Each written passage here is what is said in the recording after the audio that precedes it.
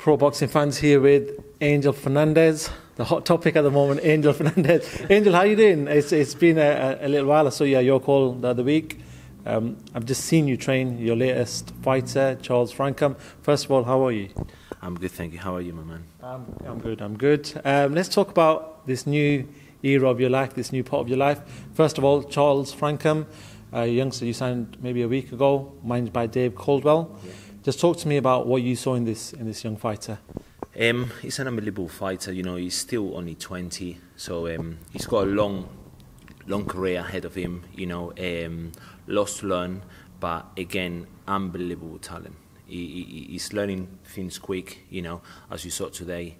We have been doing kind of like 3-4 sessions, so so far so good. And you're actually just starting off a little stable yourself. Are you still working with Ohara? Yeah, I still got Ohara. You've got Sultan Salbeck.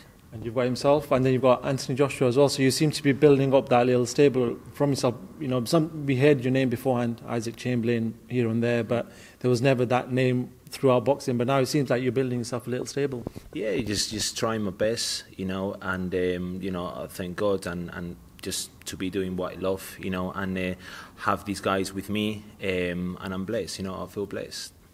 Let's talk about yourself. This is why I came in today. I want to know the story, the Angel Fernandez story. So just talk to me about your background. What sort of pushed you towards boxing? I've always been involved in the martial arts while I was in Spain. I was doing Thai kick, you know, then from there it's kind of like I went into kickboxing. From kickboxing, I went to do sparring with the Spanish super middleweight champion at the time. He was professional. And kind of like, I was quite big, massively thinking kind of like I'm the big I am. I went to that ring and I went to spar this guy and he absolutely beasted me. Okay. Like, he just put me on my knees and I'm like, do you know what? I better start kind of like waking up, you know, and start getting more into the boxing side. Which I started doing so in Spain, but then kind of like I moved to the UK with my girlfriend, which is English. We was living in Spain for a year, you know, I was doing, you know, still doing boxing up there, you know, I wanted to fight, and then I said, listen, the first thing I want to find out when I go to the UK is having a boxing gym. And then I boxed, you know, as an amateur for Epsom O'Neill. From Epsom O'Neill I went to Crawley, and then from Crawley to Battlebridge. So you've been about, how long have you been involved in boxing for? Gosh, I could easily say, I mean, I started boxing probably about 18, so I would say a good 20 years, no, 18, 28, 12, 15 years. How old are you now? How do you think I am? 80. That's good. Obviously a lot older, but... So let's talk about, I just want to go through a few of your fights. First of all, Ohara Davies. Last time we saw him out was a golden contract. He beat Jeff Ofori. Now he's in the final. Just talk to me about your sort of link up with Ohara Davies. It's been very, very short, but what have you guys learnt in that time? As I said, you know, I was on holiday in Dubai. I got a call from Lee Eaton, you know, would you train Ohara? You know, as I said in previous interviews, I was like, wow, you know, because I was judging him through social media. But once you get to know the guy, he really is an unbelievable human being. And then we start, you know, the first week, I spoke very clearly to him. You know, we had to sit down. This is what I'm expecting, and he put his things as well, and we meet in the middle. And the relationship has been great. I think there were some improvements on the fight, but I think kind of like he went from one fight pretty much straight away into camp, and I think kind of like we saw a bit of that into you know, in his sharpness, you know, in the last fight, he got involved a lot more than he actually shouldn't. But then again, it's a working process, you know, we're still working together, we'll be going to the final together, so I'm looking forward to having back. And coming to this point of your life where you're building these fighters up and you're hopefully getting them to, apart from Anthony Joshua, who's at a world level, building these fighters up to a world level, you know, growing up throughout the path and seeing different trainers, who's inspired you the most to sort of make it to the top? There is a lot of trainers up there. I really rate. I mean, there is lots of trainers that I rate, but the really ones that I see is like Ismael Salas. He trained I think 21 world champions or maybe more now. Eddie Reynoso, I rate him a lot. But then I love the old school trainers. I look at a lot kind of like Casti Amato. And there is so many trainers that I could mention, even nowadays, I could say David Caldwell, Adam Booth, Ben Davison, Jamie Moore, the English Gym, Alan Smith and Eddie Lama. I could go and say so many, because I think in this sport we all learn from each other, and I feel blessed to be where I am. But then again, a lot of people see me kind of like that. I am up there, but I don't see myself up there. Yeah, I like to take these guys young, and I feel kind of like in a good position because Sultan is 23, now Charlie is 20. There will be a new guy coming in. I cannot say much about him, but this kid has been in the kind of like in the books for a very, very long time, and for some reasons or others, I still not be able to have him with me here. So I'm hoping, in a few months he will be here with us, and you will see what that guy is about. And again, he's 20 years of age as well, so look forward. One thing I've noticed about yourself is you try to be very creative, very innovative in your techniques. You try to bring something new. Just talk to me about keeping a good balance, keeping it old school, what they've been taught in regards to the sprints or the run and the skipping or whatever else, but also implementing new innovative techniques. Yeah. Again, yes, I'm very creative with my training, but I'm not going away from what I'm trying to teach. If I want to improve footwork, I could find so many ways of improving footwork. But I think the way kind of like I do my sessions, as I said, when I see Charles now, I know what he needs to work on. So we're just like trying to focus on that, but I try to keep the sessions kind of like creative. So it doesn't come and you see that repetition of like the same things over and over and over again. But the teaching is the same, but what changes is the session. But I'm not going away from the fundamentals. And I think kind of like when the guys coming in, they see that they switching more rather than just like, skip, skip. So once you do that, day 1, day 2, day 3, day 4, they're like, oh my God. So you try to change that so you kind of like keep that brain sharp at the same time. And it's been working, with the guys that I have been working in the past and the guys that I'm working now. So, yeah. And the reason why I ask you that question is we know that Anthony Joshua made certain changes and called you in. And I just want to first of all ask you, how did that come about? What happened? What was the process in regards to that? I think, well, as I said, I think it's been since Isaac Chamberlain fight. They looked the changes in him, and I got the call after Ruiz fight. But it was the call we got just like myself and Joby, and Rob has been there, in the team with Joshua for 20 fights, and since the Ruiz loss, they just kind of like, I don't know, they needed to add two more guys into the team, just to add different things.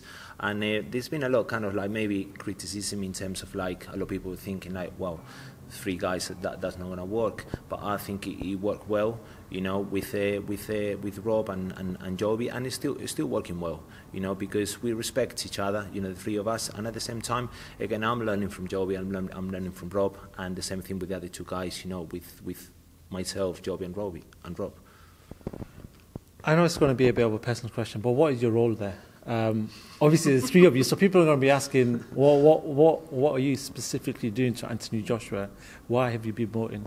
I don't think there is any specification. Again, it's Joby, myself. So you all the 3 of us. talk together and set out a plan. And then it's just down to Joshua, to take what I'm trying to teach him, what Rob is trying to teach him, and what Joby tries to teach him. But remember, when we in camp, is the 3 is into one road.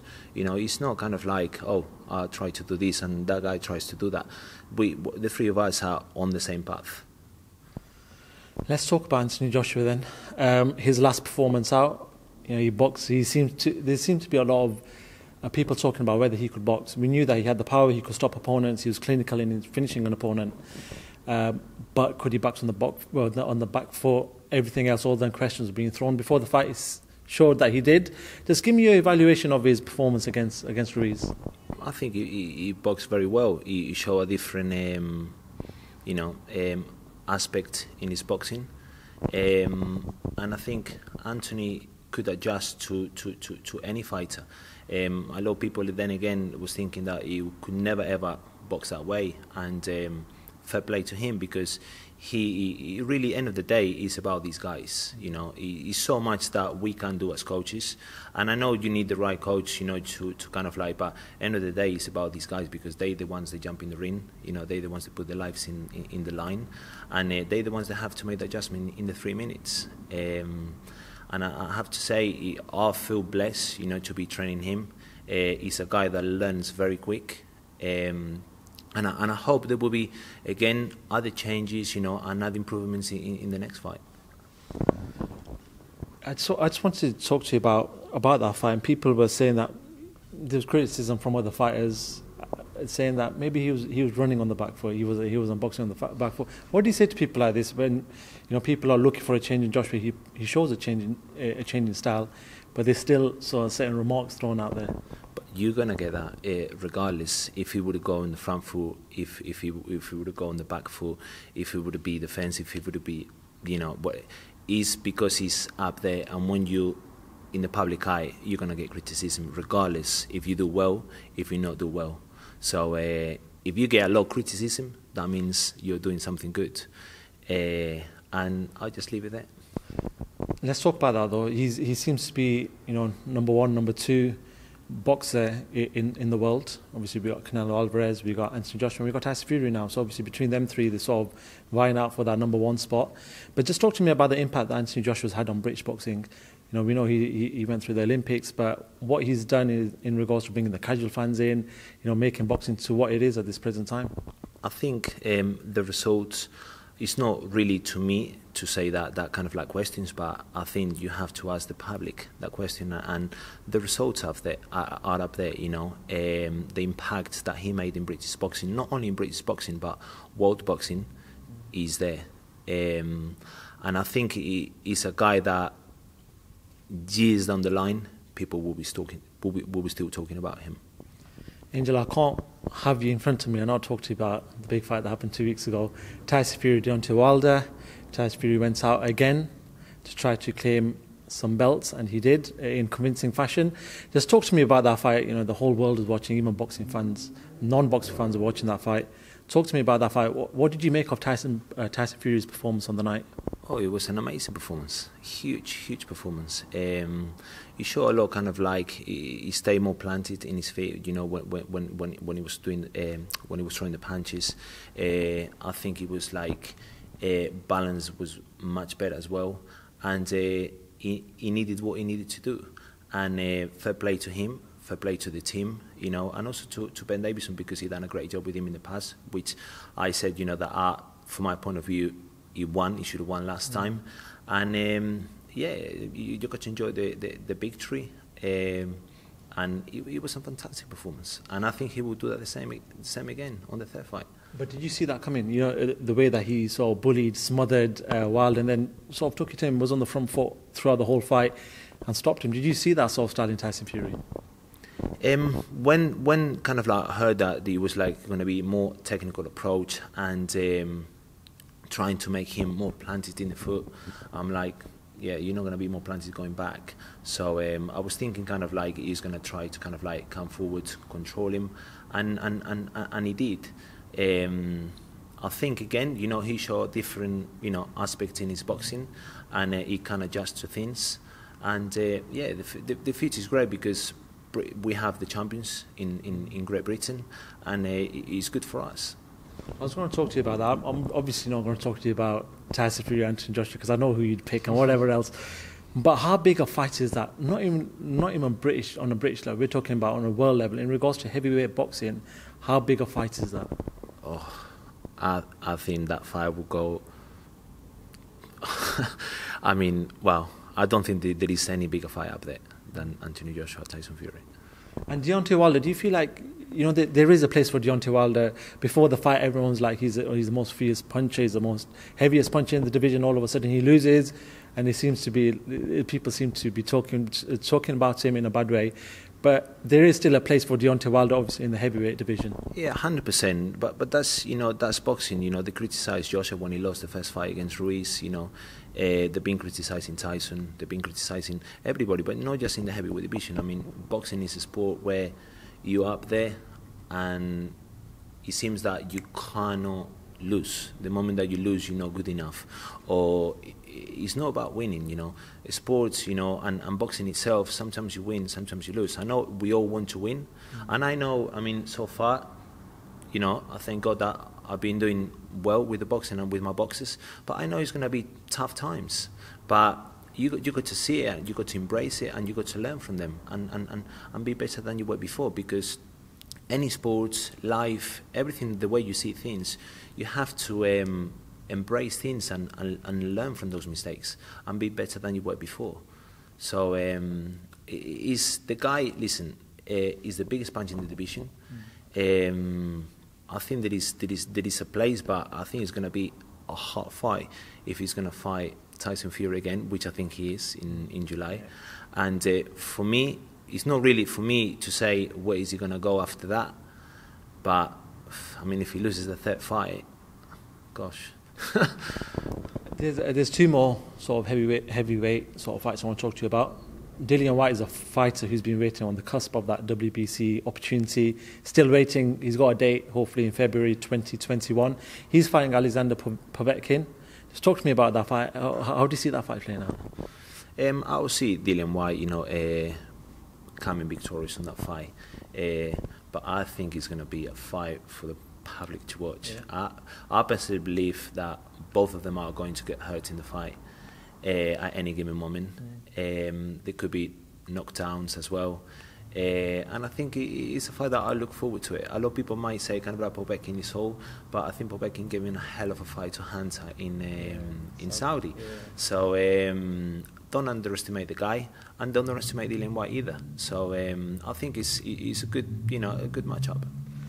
Another fighter that I'm very intrigued about, and looking out how well he's going to do in the heavyweight division, is Alexander Usyk. Technically, he's shown he's in the same camp as Loma. You know, there's this whole thing with him, but he's going to be fighting Usyk-Chisora, it seems, at the end of May. Just talk to me about that fight. To be honest, I don't like to talk about other fighters. I rate Usyk a lot. And I believe maybe when Joshua retires, when Tyson Fury retires, and all these guys that have been, you know, in the top 3, in the top 5 in the division, I think he will be the guy to look at. I think he will end up winning all the titles eventually.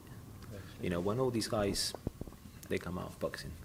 Because Chisora is a good fight for him, you know, he probably will be light on his feet, but to be in heavyweight division, you have to have a bit of adjustments, you know, especially coming from the cruiserweight division. But I think he will end up doing well in the heavyweight division. Let's move away from that division. Seems to be a little bit of a conflict of interest there. Just talk to me about fighters that you've watched maybe growing up or even now that have excited you. A lot of people, when asked this question, for example, talk about Lomachenko, but yourself, just talk to me about fighters that you've been impressed with, you know, throughout the years, even now. Yeah, I mean, I watch all the amateur fights and all the professional fights of Mike Tyson. I grown up watching Mike Tyson. Roy Jones was my favourite fighter of all time. I was absolutely crazy. I actually met him as well. I was in the Southern County semi-final. This was in Brighton, and it was nice because I didn't have any money at the time. And I went there and I tried to take a picture with the guy, and the doorman were like, "No, you got money." I'm like, "Come on, man." I said, "He's my actually idol. Please allow me to take a picture with him." I was like, no, if you haven't got the money, you can't. And I tried to get the phone and just take a picture. So he started putting the hand like that, so I couldn't even take a picture. And I'm like, come on, man. And after the fight, I mean, I stopped the guy in the third round and I went towards to him, and I went like that. he stood up and he went, "Come here," and I just went there and I kissed his hand. So he actually then, you know, just like called the photographer. I got a picture with him. He sent me the menu as well, you know, just like God bless and all that. And I kind of like, I was happy as God. Before there's a lot of fighters, you know, up there, you know, just like the likes of Ali, you know, there's so many fighters, good fighters to watch, you know, in the old area and in the new era as well. Just before I let you go, we've spoken about every fighter apart from Sultan Zalbek. Somebody who sort of excites me a lot. I'm not sure if a lot of people have seen him. Obviously, shows on the MTK shows normally, but he's a very, very talented fighter. Just first of all, talk to me about your link up with him. He's my baby boy, yeah. You know, and again, like, you know, Charles as well, Ohara, you know, but Sultan is very special to me. We've been together since fight one, and we built a relationship from there. You know, he's been very loyal to me. I've been very loyal to him. And listen, he's a absolutely mad talent. And you can see, you know, how he's improving, you know, fight after fight. And I'm really looking forward, you know, to the journey together. And I hope it's hard in this sport to go sometimes all the way, you know, with boxers. But I have dreams, you know, and I hope that me and Sultan will go all the way together as boxer and coach. And if that happens, will be one of my dreams, like, come true. Finally, just do a little plug of your social media handles. If people want to follow you on Instagram, Twitter, or wherever else, where can they follow you? So Instagram is angel_boseo. And Twitter is exactly the same. Cool. Angel, it's been a pleasure. Thank you very much, first of all, for letting me come down and watch you guys do your training session. And no doubt we'll speak to you again very, very soon. Thank you very much. I appreciate that. Thank you.